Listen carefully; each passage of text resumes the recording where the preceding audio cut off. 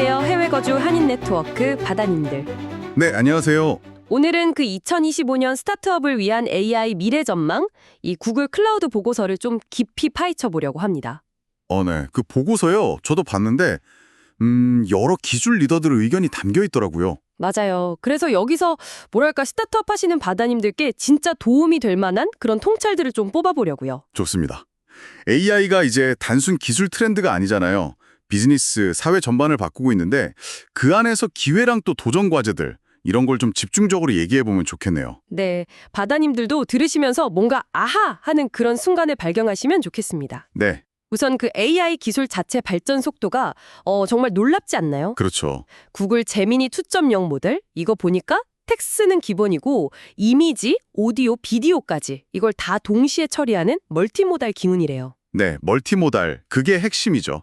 그리고 컨텍스트 처리 능력도 그 최대 200만 토큰이라고 하던데 와, 200만 토큰이면 이게 어느 정도인가요? 쉽게 말하면 책 몇 권 분량을 그냥 한 번에 이해하고 분석할 수 있다는 뜻이죠. 이야, 그럼 스타트업 입장에서는 뭐 방대한 시장 보고서나 고객 피드백 같은 거 순식간에 요약하고 통찰 얻는 그런 강력한 무기가 될 수 있겠네요. 정확합니다.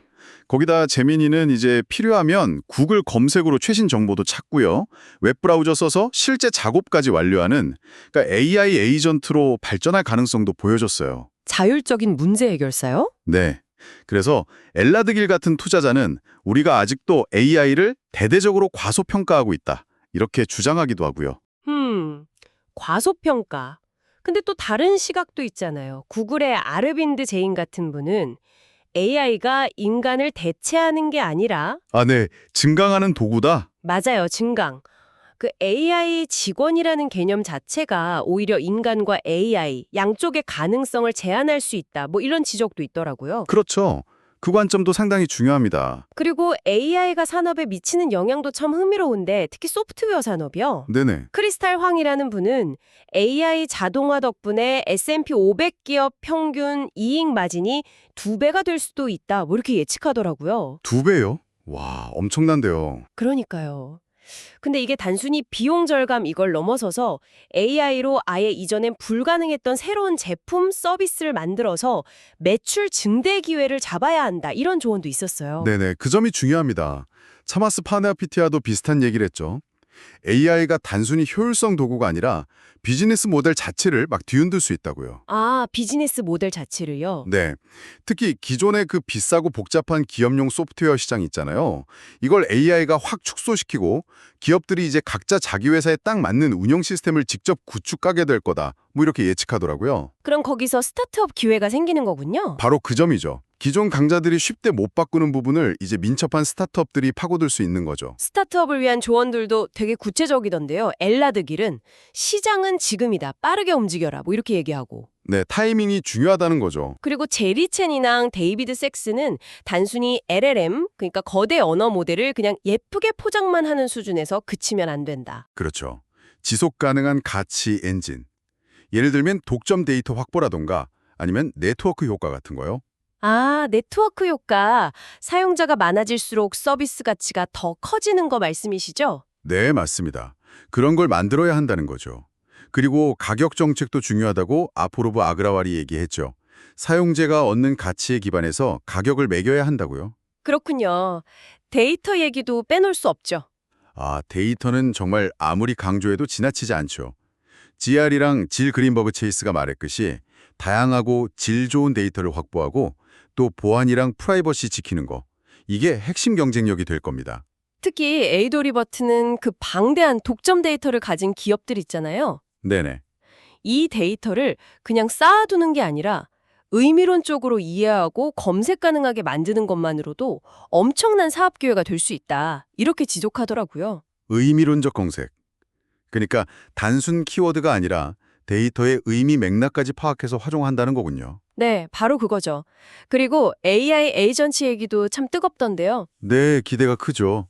GR이는 AI가 우리 일상에 완전히 스며들어서 거의 인간처럼 상호작용하는 미래를 그리고 있고요. 제임스 트로먼스는 한 발 더 나가서 웹3 기술 기반으로 투명하고 신뢰할 수 있는 AI 에이전트가 나올 거다. 뭐 이런 예측까지 하더라고요. 웹3 기반 AI 에이전트라. 흥미롭네요. 근데 또 제니퍼리 같은 분은 좀 신중론을 펴기도 하죠. 모델의 추론 능력이 더 향상되어야 하고 또 복잡한 시스템 통합 문제 같은 게 해결되어야 주류가 될 거다. 현실적인 지적이네요. 그래서 해리슨 체이스가 제안하는 인간 참여형 에이전트 모델이 좀 주목받는 것 같아요. 휴먼 인 더 룹이라고 하죠. 아, 인간 참여형이요? 그건 어떤 건가요? 그러니까 AI가 대부분의 일을 처리하긴 하는데 좀 중요하거나 애매한 결정은 인간이 개입해서 확인하고 감독하는 방식이에요. 완전 자율보다는 안정성, 신뢰도를 높이는 거죠. 아하, 인간과의 협업이군요. 그것도 좋은 접근법이네요. 네. 마지막으로 데이비드 섹스가 얘기한 건데 AI 혁신이 이제 소프트웨어 영역을 넘어서서 하드웨어, 미디어, 심지어 생물학 같은 더 넓은 영역으로 확장될 거라는 전망입니다. 와, 정말 광범위하네요. 특히 라비라지 제인이 언급한 로보틱스 분야의 기초 모델 발전이나 산림태자가 강조한 AI가 이 물리적 세계와 상호작용하는 방식의 혁신, 이런 것들이 앞으로 정말 큰 변화를 가져올 수 있습니다. 스타트업에게는 또 다른 기회의 땅이 열릴 수도 있겠군요. 그렇죠.